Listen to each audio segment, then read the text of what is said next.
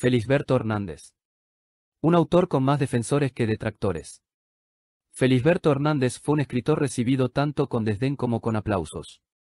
Desde las primeras etapas, la obra del autor uruguayo recibió visiones encontradas de la crítica y de diversos escritores. Lecturas negativas y positivas en cuanto a su valor literario, desde la indiferencia, la marginación y el desdén hasta la aprobación, el reconocimiento y la admiración más profunda. Por Fernando Ciel. En cierta oportunidad Carlos Maggi, el gran escritor uruguayo perteneciente a la generación del 45, expresó: Felisberto fue el principal enemigo de su literatura. Era un tipo inseguro, tímido, como acorralado. Desesperado por cobrar confianza, buscando que lo elogiaran o que le dieran una opinión favorable. Di Candia, 2003. Sería bueno detenernos en estas palabras y reflexionar, desde una perspectiva histórica, sobre por qué Felisberto buscaba afanosamente la aprobación de sus contemporáneos. La narrativa felisbertiana representó dentro de las letras uruguayas un quiebre significativo con lo que se había hecho hasta el momento. Si bien el Uruguay ya contaba en su tradición con cuentistas destacados, como los de la generación del 900, Javier de Viana en lo que respecta a la literatura del campo y Horacio Quiroga con sus cuentos de ambientes urbanos, no existía un escritor cuya perspectiva narrativa estuviera tan asociada a lo psicológico, a las asociaciones mentales, más que a lo racional y estructurado.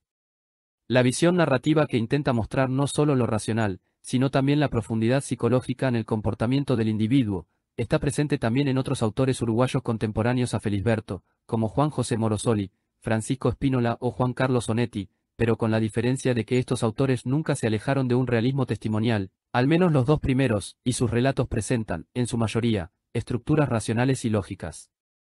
El caso de Felisberto es distinto.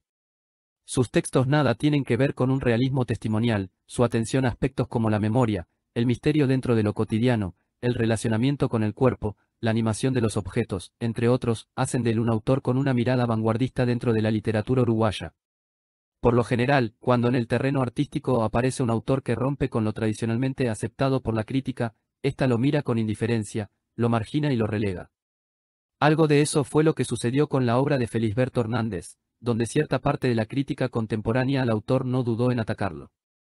El crítico uruguayo Alberto Zunfeld, en un principio, porque luego tuvo opiniones muy favorables para Felisberto, se mostró muy hostil con la obra del cuentista, recién lo nombra en la tercera edición de su Proceso intelectual del Uruguay. Lo estudia desde un punto de vista psicoanalítico, dice de sus personajes. El predominio de los complejos sexuales es característico en esa psicología mórbida de sus personajes, a los que el autor envuelve en la fantasía de sus circunstancias. Casi todos experimentan psicosis relacionadas con la libido. Zunfeld, 1967. Pero sin duda quien criticó con más fuerza a Felisberto fue Mir Rodríguez Monegal, quien también lo analizó desde una perspectiva psicoanalítica, aunque no solamente. Porque ese niño no maduró más. No maduró para la vida ni para el pensamiento, no maduró para el arte ni para lo sexual. No maduró para el habla. Es cierto que es precoz y puede tocar con sus palabras, después que los ojos vieron o la mano palpó, la forma instantánea de las cosas. Alguien afirmará que esto es poesía. Pero no puede organizar sus experiencias, ni la comunicación de las mismas, no puede regular la fluencia de la palabra. Toda su inmadurez, su absurda precocidad, se manifiesta en esa inagotable cháchara, cruzada, a ratos, por alguna expresión feliz, pero imprecisa siempre, flácida siempre, abrumada de vulgaridades, pleonasmos, incorrecciones. Rodríguez Monegal, 1948, pp 51 a 52. Quizá la utilización de la primera persona en la inmensa mayoría de los relatos felisbertianos, y la narración de sucesos que le acontecen a un pianista itinerante, hizo que cierta parte de la crítica no separara, a la hora de analizar, la realidad de una persona de la de un personaje de ficción. Se toma al autor como si fuera el personaje y esto no es correcto, independientemente de que existan claros paralelismos entre el Felisberto hombre y el personaje de sus relatos. La obra de arte pertenece a un terreno ficcional, es autónoma y no se debe analizar un personaje de ficción como si fuera el autor, son entidades diferentes. Pero si bien es cierto que a lo largo de su vida Felisberto recibió cierto desdén por parte de la crítica, también es cierto que recibió cuantiosos elogios y muestras de aprobación a su obra. En 1922, José Pedro Bellán, escritor y dramaturgo, maestro de escuela de Felisberto, le presentó al filósofo uruguayo Carlos Vaz Ferreira, quien influirá y aprobará positivamente su obra. Los famosos y humildes 4 primeros libros de Felisberto Hernández, conocidos como los libros sin tapa, Fulano de Tal, 1925, Libros sin tapas, 1929, La cara de Ana, 1930, y La envenenada, 1931, logran tener una opinión positiva no solo del filósofo, sino también de otros escritores e intelectuales de la época. Entre otros se encuentran Antonio Soto, Carlos Mostranardi, Mercedes Pinto y Esther de Cáceres. Con respecto a la influencia de Bá Ferreira, Nora Shealdi Deikas nos dice, desde el punto de vista filosófico toda la obra de Hernández puede ser asimilada a algunos de los puntales fundamentales de la llamada filosofía de la vida, en la cual se inscribe el pensamiento de Bá Ferreira. Shealdi Deikas, 1975. El 31 de julio de 1935 se lleva a cabo un homenaje a Felisberto en el Ateneo de Montevideo, donde hacen uso de la palabra la escritora Esther de Cáceres, el artista plástico Joaquín Torres García y el crítico literario Alberto Zunfeld. El apoyo de Joaquín Torres García a la obra de Felisberto también estuvo presente en el año 1942 con motivo de la publicación del cuarto libro del cuentista, titulado Por los tiempos de Clemente Kaalin. Este libro fundamental, ganador del premio del Ministerio de Instrucción Pública, fue auspiciado por 13 personalidades entre las que se encontraba el artista plástico. En la presentación de la obra, al comienzo del libro pueden leerse las siguientes palabras. Editan la presente novela de Felisberto Hernández un grupo de sus amigos en reconocimiento por la labor que este alto espíritu ha realizado en nuestro país con su obra fecunda y de calidad como compositor, concertista y escritor. Hernández, 1942. Los que adhieren son, Carmelo de Arzadum, Carlos Benvenuto, Alfredo Cáceres, Spencer Díaz, Luis E. Gil Salguero, Sadi Mesa, José Paladino, Julio Paladino, Yamandú Rodríguez, Clemente Ruggia, Ignacio Soria Gauland, Nicolás Tedesca y Joaquín Torres García. De esa época también es la carta consagratoria del poeta franco-uruguayo Jules Supervielle. Esa misiva Felisberto la difundió en las páginas finales de su libro aparecido en 1943 El caballo perdido. En ese escrito, Supervielle hace referencia al impacto que le produjo la lectura de Por los tiempos de Clemente Kaalin. La carta dice: «Qué placer he tenido en leer a Eudí, en llegar a conocer a un escritor realmente nuevo que alcanza la belleza y aún la grandeza a fuerza de humildad ante el asunto. Ude alcanza la originalidad sin buscarla en lo más mínimo por una inclinación natural hacia la profundidad. Ude tiene el sentido innato de lo que será clásico un día. Sus imágenes son siempre significativas y respondiendo a una necesidad están prontas a grabarse en el espíritu. Su narración contiene páginas dignas de figurar en rigurosas antologías, las hay absolutamente admirables, y lo felicito de todo corazón por habernos dado ese libro. Gracias también a sus amigos que han tenido el honor de editar esas páginas. Vuestro. Julio Supervielle, Hernández, 1943. Además de apoyar, reconocer y difundir la obra de Felisberto entre intelectuales y escritores de la época, Supervielle llegó a ser muy importante en la vida del cuentista uruguayo. Como ministro consejero encargado de asuntos culturales en la Embajada Uruguaya en París, en 1946 le consigue una beca otorgada por el gobierno francés. La estadía de Felisberto en Francia dura 2 años. Las críticas positivas y los elogios a la obra de Felisberto Hernández se fueron sucediendo a lo largo de su vida y se incrementaron notoriamente después de su muerte.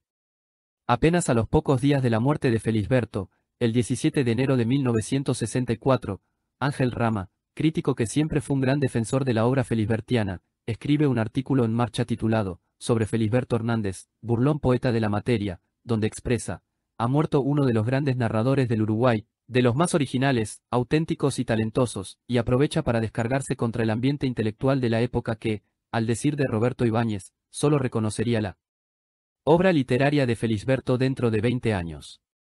Dice Rama en el citado artículo: «Tener que decirlo así, en tono polémico, o, como Ibáñez, tener que remitirse al reconocimiento futuro, es comprobar la inercia del país para percibir el arte cuando no nace en el mundillo agitado y frívolo de los que se creen dueños de la cultura, cuando nace fuera del trillo convencional que esos mismos han decretado para la literatura, sin que nadie sepa con qué autoridad o conocimiento». Rama, 1964.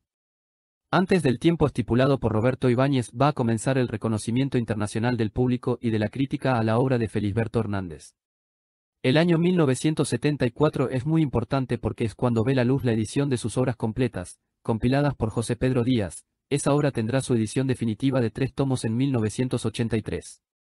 El 31 de marzo del mismo año 1974, en la ciudad de Buenos Aires, el escritor y periodista argentino Tomás Eloy Martínez escribe un extenso artículo en el suplemento cultural de La Opinión titulado «Para que nadie olvide a Felisberto Hernández», donde comienza contando los pormenores de la etapa final de la vida del cuentista, para luego continuar con una completa biografía que repara tanto en la personalidad de Felisberto como en algunas características de su obra.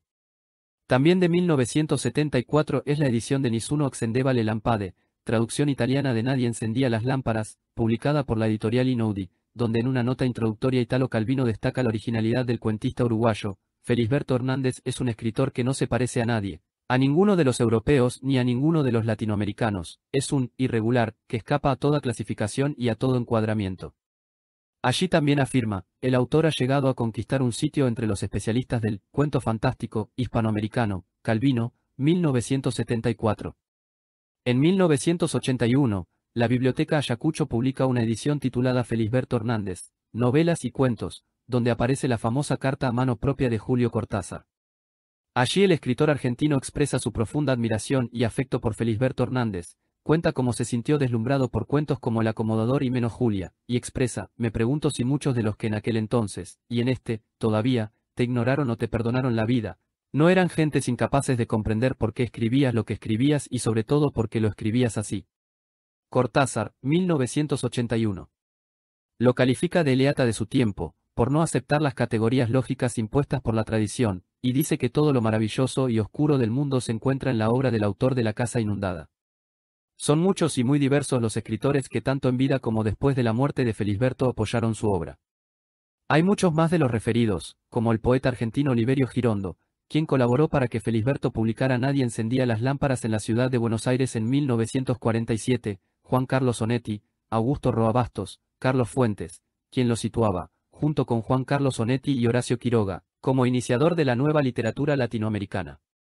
A estos podríamos sumar los nombres de otros artistas que comentaron positivamente la obra felisbertiana. Según Walter Rela, Felisberto disponía de comentarios en cartas que mostraba con orgullo, Amado Alonso, Gómez de la Serna, Mallea, Puccini, Mostranardi, Rela, 2002. En el año 2002 se realizó un homenaje a Felisberto Hernández, en la Universidad Autónoma de México, con motivo de la conmemoración del centenario de su nacimiento. Se abrió con un telegrama del premio Nobel colombiano Gabriel García Márquez donde reconocía que de no haber leído a Felisberto nunca hubiese llegado a ser el escritor que fue. Obra literaria de Felisberto Hernández. Se puede dividir en 3 etapas. A. De iniciación, que comprende sus 4 primeros libros, Fulano de Tal, 1925, Libros sin tapas, 1929, La cara de Ana, 1930, y La envenenada, 1931. B. De madurez, que incluye Por los tiempos de Clemente Kaalin, 1942, y El caballo perdido, 1943. C. Etapa final, que abarca el resto de su obra, Tierras de la memoria, publicada póstumamente, en 1965, Nadie encendía las lámparas, 1947, Las hortensias, 1949, y La casa inundada, 1960. A esta clasificación en etapas se le deben sumar otros textos y fragmentos pertenecientes a distintas épocas que póstumamente aparecieron reunidos en Diario del Sinvergüenza y Últimas Invenciones, Editorial Arca, 1974. En otra publicación realizada por la Editorial Arca en 1969, titulada Primeras Invenciones, figuran además de los 4 primeros libros, 4 cuentos inéditos y algunos publicados en periódicos como así también 3 poesías que datan del año 1932 y 1934. Aunque resulte extraño este último dato, Felisberto también incursionó en el género lírico, al igual que en el dramático, donde compuso una obra breve, aunque a estos géneros no los siguió cultivando. Características de la obra de Felisberto Hernández. Lo primero que notamos cuando nos enfrentamos a cualquier obra de Felisberto Hernández, es que estamos frente a un narrador original, donde las historias no recorren los caminos tradicionales de la organización narrativa. Sus cuentos parecen carecer de una estructura sólida que los sustente, se van construyendo mediante la asociación de ideas y motivos, y en su mayoría no presentan finales concluyentes. Las atmósferas internas de los relatos son extrañas, donde los objetos parecen tener vida propia, las partes del cuerpo parecen tener independencia, lo real se mezcla con lo fantástico y donde todo se expresa en un lenguaje sencillo y cotidiano con grandes dosis de humor. Es notable también en estos relatos, la repetición del mismo tema o motivo, a saber, los sucesos que le acontecen a un pianista itinerante. Es importante destacar, que el material narrativo con el que Felisberto trabajó fue tomado de la vida real. En la mayoría de sus relatos, podríamos decir que existe un fuerte componente autobiográfico, ya que Felisberto fue en su vida un pianista que recorrió gran cantidad de pequeñas ciudades del interior del Uruguay y la Argentina dando conciertos. De esa realidad, el autor supo sacar los contenidos de su literatura, tomó elementos históricos y los transmutó en literarios, siempre desde una mirada retrospectiva donde la memoria juega un papel fundamental. Los recuerdos de esas pequeñas ciudades y pueblos, con sus humildes teatros, comercios y plazas, son los que se encuentran en sus relatos. No hay nunca una identificación precisa de lugares determinados, la acción de cuentos como El Balcón y El Cocodrilo, por ejemplo, bien podría suceder en Rocha, en Florida como en Mercedes, por nombrar solo 3 ciudades que coinciden con los lugares donde Felisberto publicó sus primeras obras. Quizá el lugar más identificable está presente en Por los tiempos de Clemente Kaalin, donde se recrean las mansiones señoriales de la zona del Prado montevideano y el recorrido del tranvía 42, pero incluso este lugar determinado, en el relato está en función de la evocación. No responde a la necesidad de recrear aspectos geográficos o históricos, ya que el centro de interés son los recuerdos del propio personaje. Ese fuerte componente autobiográfico que presenta la obra de Felisberto, al que podríamos llamar autoficción, se vincula directamente con el estilo que el autor decidió darle a sus narraciones. Solo en unos pocos relatos se utiliza la tercera persona, la inmensa mayoría de ellos son contados en primera persona por un narrador protagonista. Este factor le da a las narraciones un tono informal, sobrio, coloquial. La transmutación de elementos históricos en literario Felisberto la hizo con total sencillez, utilizando las palabras de todos los días, las más directas y fáciles, dejando de lado los términos más ampulosos y retóricos. Ese estilo conversacional, poco académico, hizo que parte de la crítica no dudara en atacarlo, acusándolo de tener un léxico reducido. Quizá estos críticos, anquilosados en sus parámetros estilísticos, no supieron apreciar en Felisberto un léxico que es adecuado al tono general de sus narraciones, personajes y situaciones y que crea en el lector una sensación de naturalidad y espontaneidad muy bien lograda. Vinculados a la voz de una primera persona, aparecen los hechos contados que refieren siempre al tiempo del narrador. Al igual que como sucede con el espacio, el tiempo en las narraciones felisbertianas suele ser indeterminado. Sabemos por los tiempos verbales que se utilizan, o por determinados giros como, en aquel tiempo, que lo que se cuenta pertenece al pasado, que ya sucedió. Hay narraciones que refieren a hechos, lugares y personajes que Felisberto parece haber tomado de su infancia, otras de su adolescencia y otras de su edad madura, pero en esa evocación constante de sus relatos el tiempo aparece desdibujado, simplemente son acontecimientos que ocurrieron antes del momento de la narración. Una de las características que los lectores parecen percibir más rápidamente en la literatura de Hernández es el dejo humorístico que la acompaña. El humor, lo cómico, al decir de Calvino, transfigura la amargura de una vida tejida de derrotas, y es que el humor presente en las narraciones de Felisberto es el que posibilita el discurrir de situaciones absurdas, disolviendo acontecimientos que podrían resultar angustiantes o tormentosos si se les diera otro tipo de tratamiento. Situaciones vitales como las que tiene que enfrentar el personaje del Cocodrilo o el de Muebles, el Canario, no son de por sí humorísticas, todo lo contrario, el humor ahí se transforma en el vehículo que permite transitar por terrenos de confusión, malestar y desconcierto. Otra característica particular en la narrativa de Felisberto es el tratamiento que se le da a los objetos y a las distintas partes del cuerpo. En Por los tiempos de Clemente Kaalin el personaje narrador dice, en aquel tiempo mi atención se detenía en las cosas colocadas al sesgo, esto implica una mirada diferente sobre las cosas, donde se pretende desentrañar su misterio, su funcionalidad secreta e inexplicable desde un punto de vista racional. Es que en estos relatos los objetos parecen estar dotados de vida propia, estar personificados y no al servicio utilitario que le suelen dar los hombres. Algo similar, pero a la inversa, sucede con las distintas partes del cuerpo, donde lo humano se cosifica. Hay una extraña mirada sobre el propio cuerpo, donde las diferentes partes parecen ser objetos autónomos también con vida propia. Esto lo podemos percibir en muchos relatos, pero es sobre todo en Diario del Sinvergüenza, donde más claramente se ve este diálogo entre el narrador y su cuerpo. De esta manera, podemos ver cómo en el mundo felisbertiano se establece un extraño relacionamiento de cosas inanimadas y seres cosificados. Lo fantástico. Para decirlo de forma muy resumida, se le denomina literatura fantástica a aquellos relatos que presentan sucesos que el lector no podría explicarse recurriendo a interpretaciones que partan de una realidad posible. El relato fantástico presentará al lector algún acontecimiento extraño, sorprendente, en medio de circunstancias que se podrían denominar normales. Frente a esto el lector podrá sentir dudas, incertidumbre, sorpresa, pero debe aceptar lo que se le está contando como posible dentro de la ficción narrativa, aunque esos sucesos sean inexplicables desde un punto de vista racional. Mucho se ha discutido por parte de la crítica y de diversos escritores acerca de incluir o no a la literatura de Felisberto Hernández dentro del género fantástico. Hay quienes no dudan en tildarlo de fantástico, otros aceptan el calificativo pero con ciertas restricciones y hay quienes definitivamente rechazan ubicarlo dentro de esta categoría. Creo que el problema aquí radica en el afán que se ha tenido tradicionalmente, no solo por parte de la crítica, de querer hacer corresponder las obras de arte a modelos, escuelas o tendencias canónicas. Esta intención reguladora puede resultar muy útil a la hora de establecer similitudes y diferencias entre ciertas manifestaciones artísticas, pero debemos comprender que las obras son expresiones independientes de los modelos. Aparte de esto, tampoco podemos referirnos al conjunto de la obra de Hernández como perteneciente o no al género fantástico. Hay algunos relatos que indudablemente presentan las características que, críticos como Todorov, atribuyen al género fantástico y también encontramos otros relatos que definitivamente no. En una gran cantidad de relatos, Felisberto Hernández le da lugar a lo fantástico en medio de situaciones que podríamos calificar como normales, reales, verosímiles. Lo fantástico, en algunas de estas narraciones, es creado con los mismos elementos que componen el mundo real a los que se mira de una forma distinta. Lo extraño, lo sorprendente, Felisberto generalmente lo introduce en sus narraciones mediante expresiones o giros lingüísticos como por ejemplo, en ese momento ocurrieron muchas cosas, ocurrió que, me ocurrió, sin que haya una relación de causa y efecto entre lo que venía pasando en la narración y lo que va a ocurrir. Análisis literario. El texto de Felisberto Hernández elegido para el análisis literario se trata de un cuento titulado Muebles, el Canario, perteneciente al libro Nadie encendía las lámparas, publicado por la editorial sudamericana en la ciudad de Buenos Aires en el año 1947.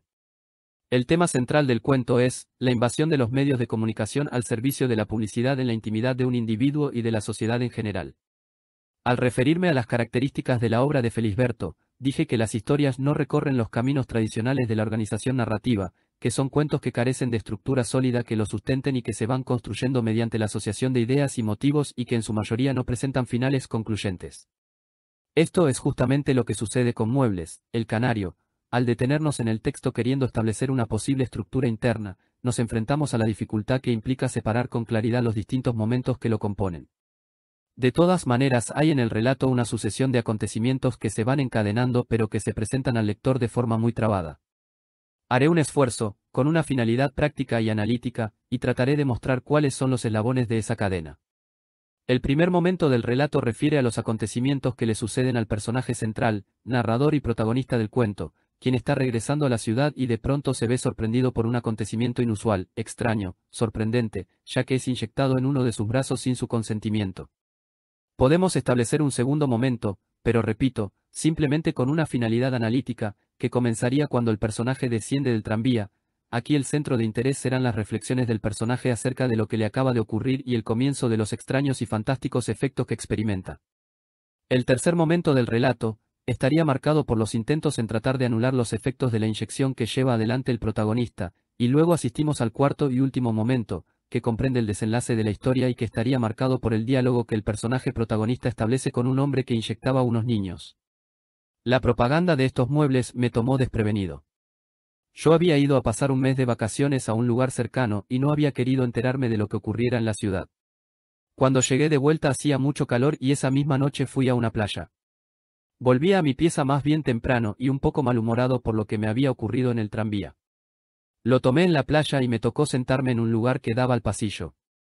Como todavía hacía mucho calor, había puesto mi saco en las rodillas y traía los brazos al aire, pues mi camisa era de manga corta. El comienzo del relato es abrupto, no existe una introducción que nos sitúe el personaje en un determinado tiempo o lugar antes de comenzar la acción, sino que son las propias palabras del narrador protagonista las que están presentes al comienzo de la narración. El primer enunciado del cuento es muy importante, allí se refieren dos cosas. Por un lado el tema central del relato, la propaganda, y por otro la actitud del individuo frente a esa acción publicitaria, ya que el personaje dice, me tomó desprevenido, con lo que se podría entender que existe la posibilidad de actuar de forma prevenida frente al acecho de la propaganda. Quizás aquí ya encontramos la primera crítica implícita a la invasión de los medios de comunicación al servicio de la publicidad.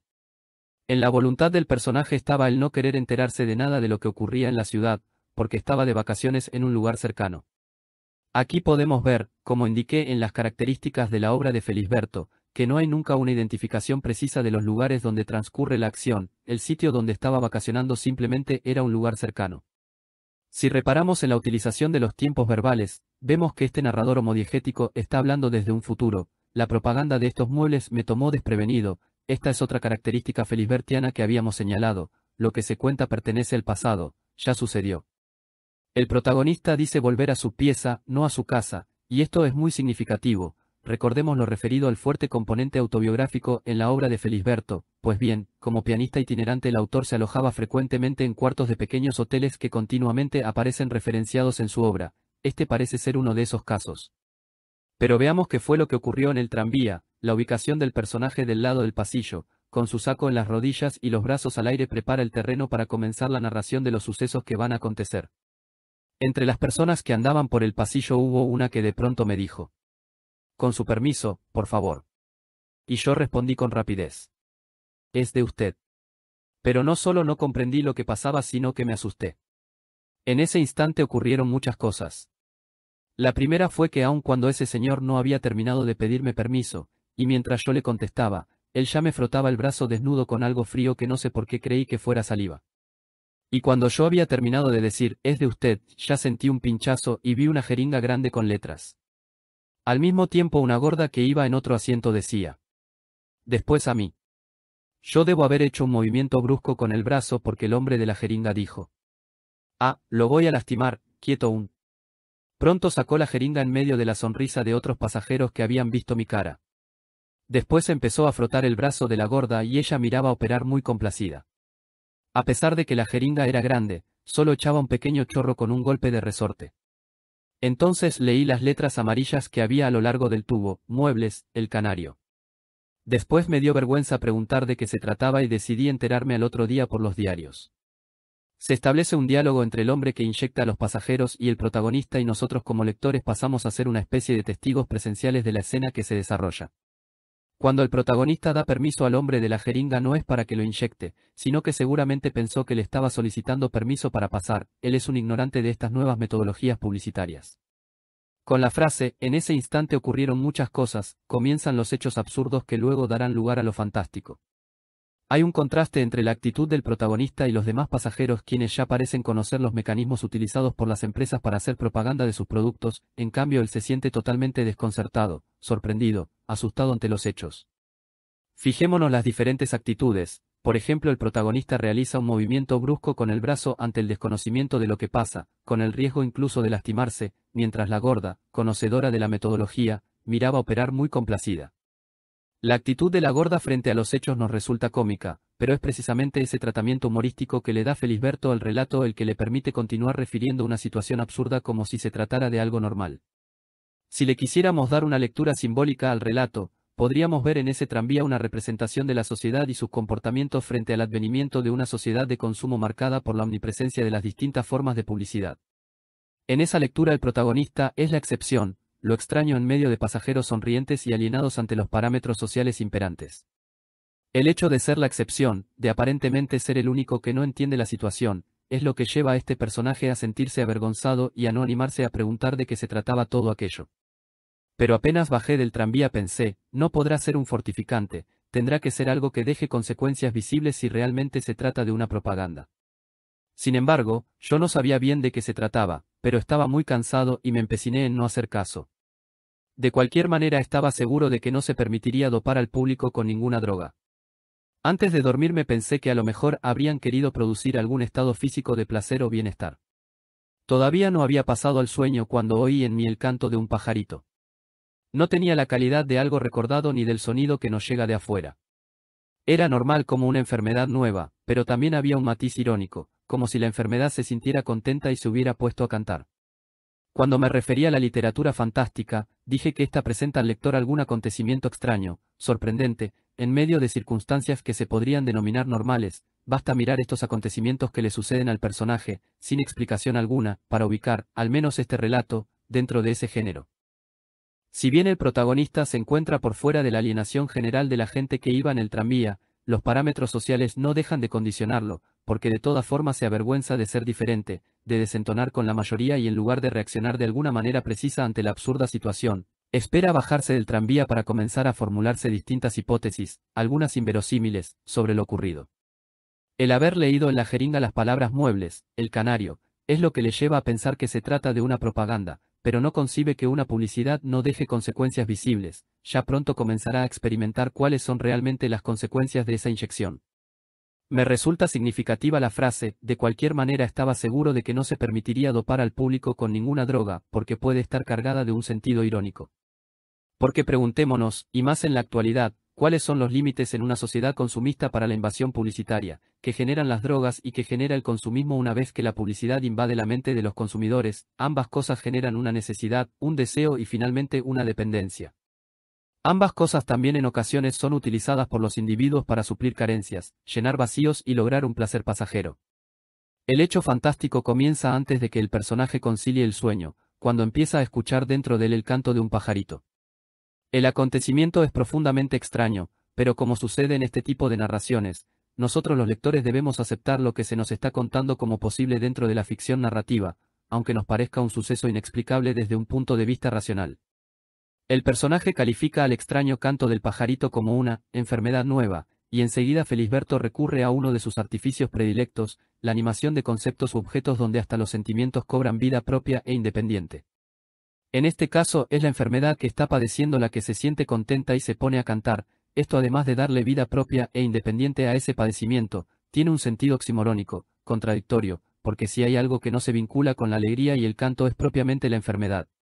Estas sensaciones pasaron rápidamente y enseguida apareció algo más concreto. Oí sonar en mi cabeza una voz que decía: hola, hola, transmite difusora, El Canario, hola, hola, audición especial. Las personas sensibilizadas para estas transmisiones, etcétera, etcétera. Todo esto lo oía de pie, descalzo, al costado de la cama y sin animarme a encender la luz. Había dado un salto y me había quedado duro en ese lugar. Parecía imposible que aquello sonara dentro de mi cabeza. Me volví a tirar en la cama y por último me decidí a esperar. Ahora estaban pasando indicaciones a propósito de los pagos en cuotas de los muebles, El Canario. Y de pronto dijeron: como primer número se transmitirá el tango. Del canto del pajarito se pasa ahora a un sonido que el protagonista califica de más concreto. Se trata de una voz humana, una voz de un locutor que al igual que el pajarito suena dentro de su cabeza. El protagonista deja a un lado la voz narrativa y reproduce lo que dice la voz del locutor, quedando el personaje protagonista por un momento en el papel de escucha. Se trata de una transmisión radial, cuya difusora tiene casualmente el mismo nombre que tenía la jeringa que le inyectaron en el tranvía, El Canario. El locutor habla de una audición especial y hace referencia a las personas que han sido sensibilizadas para escuchar esas transmisiones, que no son otras que las que han sido inyectadas. Luego hay una descripción que hace el personaje de sí mismo, donde lo vemos con miedo, sin animarme a encender la luz, desconcertado, no dando crédito a lo que estaba pasando. Parecía imposible que aquello sonara dentro de mi cabeza. Nos enteramos, y ahora nuevamente por la voz del personaje, de que la radio es una herramienta publicitaria al servicio de los muebles, El Canario, donde se anuncian los beneficios que tienen los clientes, como por ejemplo la posibilidad de pagar los muebles en cuotas. La voz del locutor aparece nuevamente para anunciar el primer número musical de la transmisión. Se trata de El Tango, lo que llevará al personaje definitivamente a la desesperación. Hay aquí un hecho puntual que muestra el desagrado que siente el protagonista por el tango. Incluso la voz del relator no especifica un tango en particular, sino que simplemente dice el tango, lo que mostraría que ese rechazo incluye todas las manifestaciones musicales de ese género en particular. Como las obras de Felisberto Hernández están tan marcadas por un fuerte contenido autobiográfico, me puse a investigar cuál era su relación con el tango y en realidad no encontré nada que se refiera a ese tema puntualmente. Si hay un dato importante, en el año 1943 una de las tareas que desempeñó Felisberto, en el control de radio de la Asociación Uruguaya de Autores, fue la de escuchar la radio durante horas, anotando en un papel los temas que se iban interpretando, para que de esta forma la Asociación de Autores pudiera gestionar el cobro de los derechos de autor. Probablemente muchas de las canciones que se emitían fueran tangos, eso no lo sé, pero seguramente de realizar ese trabajo, casi kafkiano, terminó saturado de la radio y los anuncios publicitarios. Desesperado, me metí debajo de una cobija gruesa, entonces oí todo con más claridad, pues la cobija atenuaba los ruidos de la calle y yo sentía mejor lo que ocurría dentro de mi cabeza. Enseguida me saqué la cobija y empecé a caminar por la habitación. Esto me aliviaba un poco, pero yo tenía como un secreto empecinamiento en oír y en quejarme de mi desgracia. Me acosté de nuevo y al agarrarme de los barrotes de la cama volví a oír el tango con más nitidez. La desesperación por escapar del tango es lo que lleva al personaje a meterse debajo de la cobija, pero resulta que no puede escapar, es un ruido interno y con eso que hace lo único que logra es escuchar con más claridad los sonidos que vienen de su interior. Al estar debajo de la cobija se encuentra totalmente aislado del mundo circundante, queda conectado únicamente con la difusora y a merced de la transmisión y la manipulación mediática. La desesperación se ve en los cambios constantes de actitud que tiene el personaje, no sabe si permanecer debajo de la cobija, si sacársela, si caminar por el cuarto, si volverse a acostar. Hay una situación paradójica, porque si bien el personaje está sufriendo con la transmisión, quiere oír y quejarse de su desdicha. También hay una situación, además de absurda, humorística, cuando el personaje se agarra de los barrotes de la cama, todo hace suponer que estos eran de metal ya que hacen que el tango se escuche con más nitidez, es decir que los barrotes pasan a funcionar como una especie de antena. Al rato me encontraba en la calle, buscaba otros ruidos que atenuaran el que sentía en la cabeza. Pensé comprar un diario, informarme de la dirección de la radio y preguntar qué habría que hacer para anular el efecto de la inyección. Pero vino un tranvía y lo tomé. A los pocos instantes el tranvía pasó por un lugar donde las vías se hallaban en mal estado y el gran ruido me alivió de otro tango que tocaban ahora, pero de pronto miré para dentro del tranvía y vi otro hombre con otra jeringa, le estaba dando inyecciones a unos niños que iban sentados en asientos transversales. Fui hasta allí y le pregunté qué había que hacer para anular el efecto de una inyección que me habían dado hacía una hora. La audición sigue perturbando al personaje quien ahora desesperado decide salir a la calle en busca de una solución.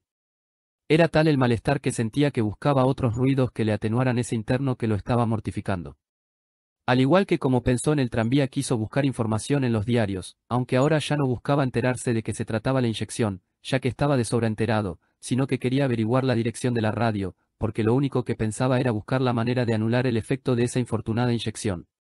La desesperación lo hace también abandonar esta idea y tomar nuevamente un tranvía, por un momento, transitoriamente, logra el objetivo que se había propuesto al salir a la calle, el de atenuar con otros ruidos el de su cabeza, ya que el tranvía pasó por un lugar donde las vías se hallaban en mal estado y el gran ruido me alivió de otro tango que tocaban ahora.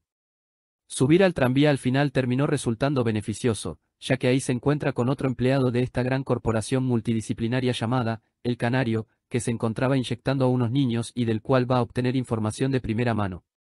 Como podemos ver, las dosis publicitarias no están restringidas a una franja etaria determinada y hasta los más vulnerables socialmente son sensibilizados mediante esta metodología perversa. Él me miró asombrado y dijo: ¿No le agrada la transmisión? Absolutamente. Espere unos momentos y empezará una novela en episodios. Horrible, le dije. Él siguió con las inyecciones y sacudía la cabeza haciendo una sonrisa. Yo no oía más el tango.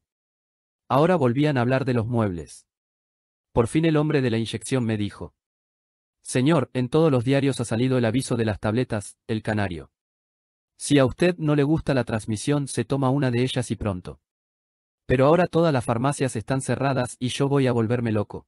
En ese instante oí anunciar: y ahora transmitiremos una poesía titulada, Mi sillón querido, soneto compuesto especialmente para los muebles, El Canario. Después el hombre de la inyección se acercó a mí para hablarme en secreto y me dijo: yo voy a arreglar su asunto de otra manera. Le cobraré un peso porque le veo cara honrada. Si usted me descubre pierdo el empleo, pues a la compañía le conviene más que se vendan las tabletas. Yo le apuré para que me dijera el secreto. Entonces él abrió la mano y dijo: venga el peso. Y después que se lo di agregó: dese un baño de pies bien caliente. Aquí entramos al desenlace del relato, donde predomina el diálogo entre el narrador protagonista y el operario de El Canario. La situación que se da entre estos dos personajes la podemos comparar con la que vimos en el primer tranvía, donde los demás pasajeros sonreían ante el desconocimiento y las actitudes del protagonista. Aquí también este trabajador sonríe y se asombra de encontrar a alguien que no solo parece estar por fuera de la sociedad de consumo sino que además se quiere librar de ella. El operario se muestra asombrado de lo poco informado que está este personaje ya que la solución a sus males está en todos los diarios. Para poner fin a las transmisiones de difusora, El Canario, donde se anuncian los muebles, El Canario, las personas deben consumir las tabletas, El Canario. Esta marca monopólica es la que produce la enfermedad y a su vez ofrece el remedio y en esa metodología comercial, la empresa, si no logra vender los muebles al menos se asegura de poder vender las tabletas con total tranquilidad ya que el común de la gente se muestra totalmente complacida y satisfecha con este tipo de servicios. Es indudable la fuerte crítica que está implícita en este relato, no solo a los medios de comunicación al servicio de la publicidad, sino también a la sociedad de consumo. Para nosotros, lectores del siglo XXI, no es ninguna novedad que una determinada marca monopolice diferentes productos o servicios, pero hace prácticamente 70 años cuando se escribió el cuento esta situación no era tan así. El personaje ya no soporta la situación, piensa incluso que se va a volver loco con ese bombardeo de propagandas, novelas en episodios, tangos y poesías ridículas. Al final el operario, de forma muy irónica, plantea al protagonista una solución alternativa a sus males. La ironía está en el hecho de que el empleado del canario, habla de honradez y a su vez propone algo que transgrede sus funciones. Por otro lado, lo que hace tampoco es ningún favor, ni ninguna acción solidaria, sino que se aprovecha de la desesperación ajena para su propio beneficio. Una vez el protagonista, que acepta la negociación fraudulenta, da el peso acordado, llegan las palabras del operario que contienen el remedio, la solución, la salida definitiva de ese calvario, dese un baño de pies bien caliente. Como es característico en la gran mayoría de los relatos felisbertianos, el final no es concluyente, queda trunco. No sabemos cuál de las dos opciones posibles va a escoger el protagonista para ponerle fin a sus males, si caerá en la trampa del monopolio el canario y comprará las tabletas o si escogerá el baño caliente. Concluyendo, Muebles, El canario es un cuento fantástico, anclado totalmente en una realidad reconocible, lo que nos permite disfrutar, sentir y vivir la historia que se nos cuenta. El tema es de una vigencia pasmosa. Hoy más que nunca debemos estar prevenidos de los ataques publicitarios y propagandísticos, que quizá no se nos presenten de la misma forma que se le presentaron al protagonista del cuento, pero que aparecen casi de forma omnipresente en nuestro diario vivir. Como no son novedad para nosotros, lectores del siglo XXI, los monopolios empresariales, tampoco lo es la contaminación visual y sonora de los espacios que frecuentamos cotidianamente. La publicidad no solo está en la televisión, la radio, los diarios, las revistas, los correo basura o spam, sino en la calle, en cada esquina repartida por promotores, en los buzones de los edificios, en los cines, centros comerciales o en cualquier sitio que frecuenten potenciales consumidores. Lo triste del caso, es que en nuestra realidad no existen esas soluciones alternativas de la ficción y la situación no parece ser superada con un baño de pies bien caliente.